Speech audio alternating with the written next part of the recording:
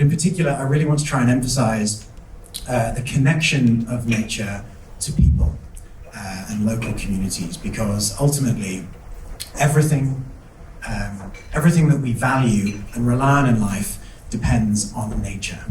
It feeds us, it clothes us, it provides us with medicines, clean air, and fresh water. But in order to sustain nature around the world, we believe we need to start treating it like the interconnected system that it is, and start rewarding the people that do that too. Now, as many of you may be aware, and certainly Christina is aware, our Earth hasn't always been inherently habitable. In fact, at one point in time, it was a pretty brutal place. Barren rock, volcanoes, noxious gases. We humans couldn't have even breathed the air back then. That is until something transformational happened. Life emerged. We still don't know precisely how it happened, but around 3.5 billion years ago, primitive bacteria started to emerge and spread all over the world. Eventually, primitive cyanobacteria started releasing oxygen into the air. This relatively simple process transformed the atmosphere and enabled other oxygen-dependent life forms to emerge. Once these species evolved, each new species transformed the environment a little more, enabling more new species to emerge. And over millions and millions of years, this virtuous cycle has formed an immense interconnected network of interactions where every species depends on other species to survive. They all need each other to live on, to live under, to eat, to pollinate, even to fight. That's right, when the researchers that started Restor put 2 fungi in a petri dish, one of them almost always immediately kills the other, and the whole system collapses. But when they add a 3rd and a 4th species, those new species often attack the dominant species, enabling all species to survive. It's like a multiplayer rock, paper, scissors, where the enemy of my enemy is my friend, and the more competitors that we include into the arena, the more likely we are to find these symbiotic connections where all species survive. And that's just with 3 or 4 fungi sprouting in a petri dish in a research lab. Now think of the infinite web of interactions that's happening in all kinds of ecosystems around the world, with all sorts of plants, birds, mammals, microbes, fungi, etc.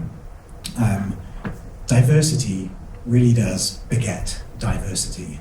Life leads to more life.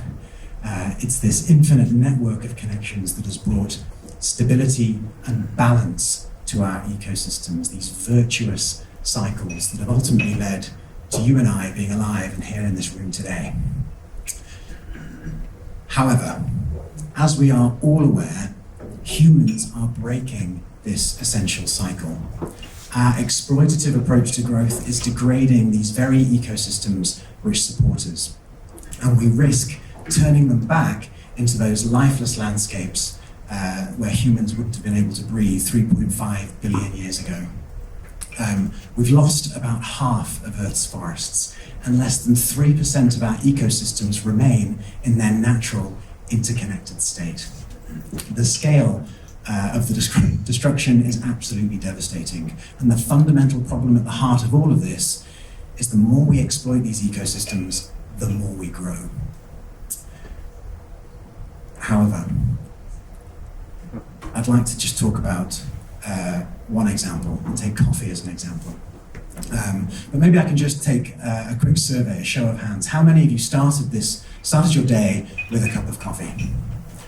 Okay, so practically everybody in the room. The barista's nodding as well. Clearly there's been a lot of coffee consumed.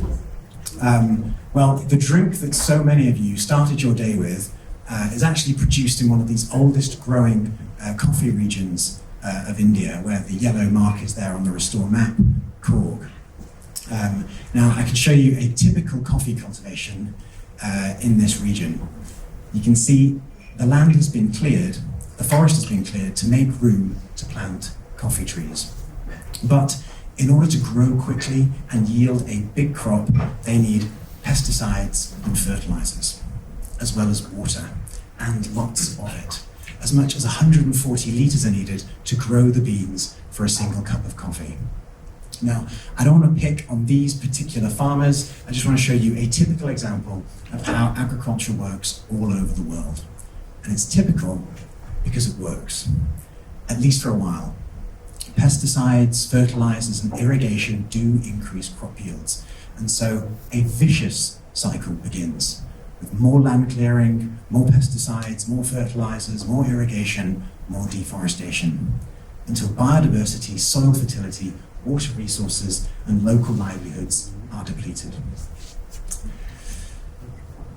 Now, I'd like to share, in fact, a recent UN report states that one of the biggest causes of land degradation worldwide is agriculture. But I'd now like to show you another coffee farm in this same region. I know, it looks just like a forest, and that's because it is a forest. It's managed by husband and wife duo Kamal and Akshay Dashrath, fifth generation coffee producers from Cork. Here, they are planting shade-grown coffee trees among the sunny patches of a beautiful forest.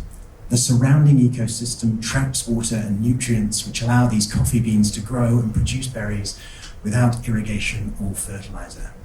Biodiversity in the surrounding forest then thrives, which is good for the forest, it's good for the coffee crop, and it's good for the local community that are working on this farm. For these people, the more they prioritize nature and work with nature's networks, the better quality their product becomes, the cheaper their practice becomes, and the more stable the system becomes that they're working with. And it's exactly what we've been trying to do at Restor. Oops.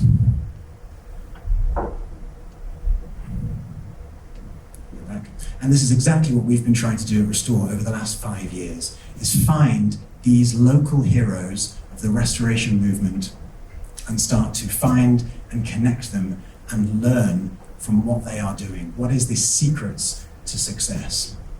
And I'm really pleased to share with you today that we've learned three main things that they have. First of all, they need access to scientific data and monitoring tools, access to funding and finance opportunities, as well as customers who may buy their products. But more importantly, one of the key reasons that they wanted to be part of this network is they no longer want to feel isolated and alone. And that's why about 5 years ago, we partnered with Google to build Restor. Restor is like a Google Maps for nature. So instead of cities and shops, it tells the stories of mangrove and coral reef restoration projects, of regenerative farms, and of both large and community-scale conservation projects. Kamal and Akshay can use Restor to access information about the native species that exist in that forest. They also get access to over a decade's worth of high-resolution 30-centimeter satellite imagery, so you can see the forest and the plants changing over time. They also get information about the carbon and the water storage in the soil. But best of all, they can use Restor to now start to connect to other communities in that region that can start to apply the same regenerative approaches. And it's fantastic to see this now scaling across the local landscape in Cork. Because this isn't just about one farm or farmer.